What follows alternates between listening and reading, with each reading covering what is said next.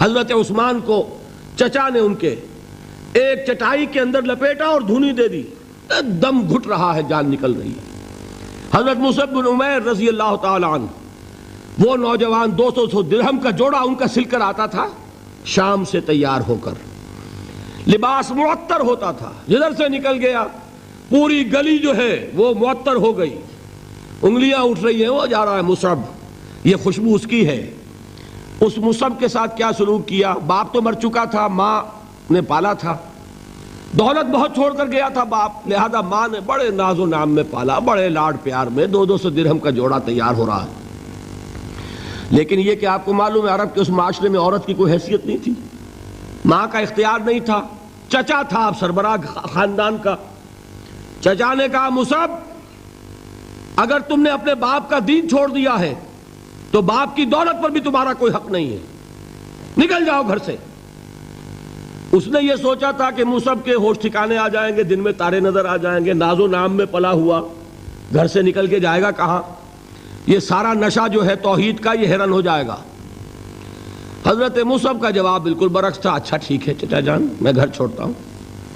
وہی بات جو کبھی کہی تھی ابراہیم نے، باپ نے کیا کہا تھا؟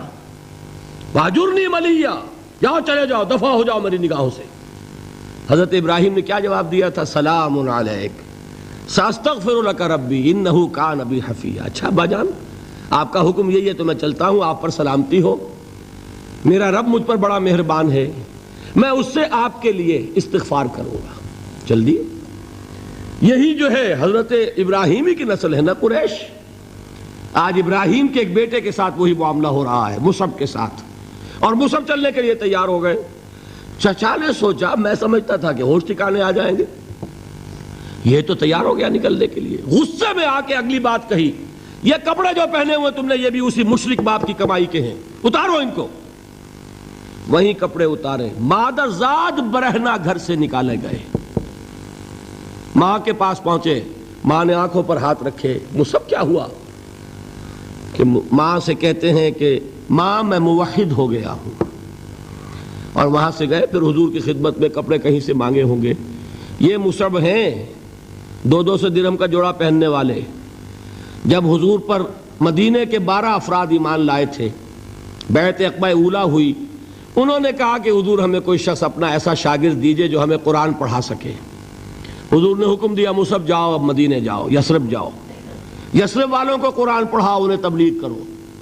مصعب گئے ہیں وہاں، 1 سال کی کمائی 75 افراد لا کر حضور کے جھولی میں اگلے سال ڈال دیے کہ حضور یہ میری 1 سال کی کمائی ہے۔ 72 مرد 3 عورتیں، انہوں نے وہ بیعت کی تھی، بیعت عقبہ ثانیہ، جس کے الفاظ کل میں نے آپ کو سنائے تھے، بایعنا رسول اللہ صلی اللہ علیہ وسلم علی السمع والطاعت فی العسر والیسر والمنشط والمکرہ وعلی اثرۃ علینا وعلی لا ننازع الامر اہلہ وعلی ان نقول بالحق اینما کنا لا نخاف فی اللہ لومۃ لائم۔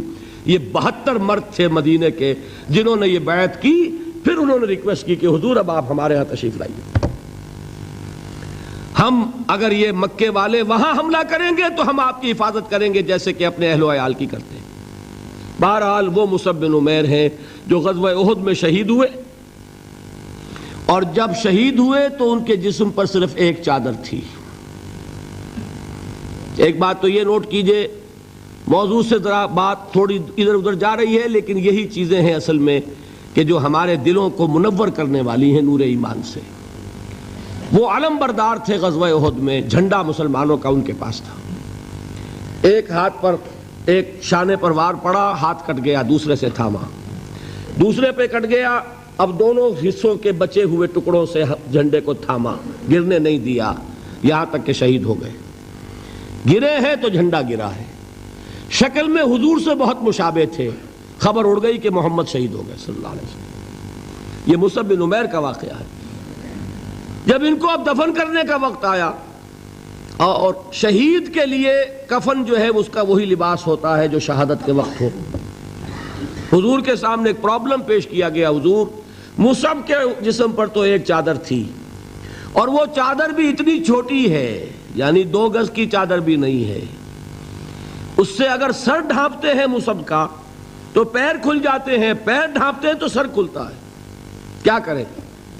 حضور نے فرمایا سر ڈھانپ دو چادر سے اور پیروں پر گھاس ڈال دو۔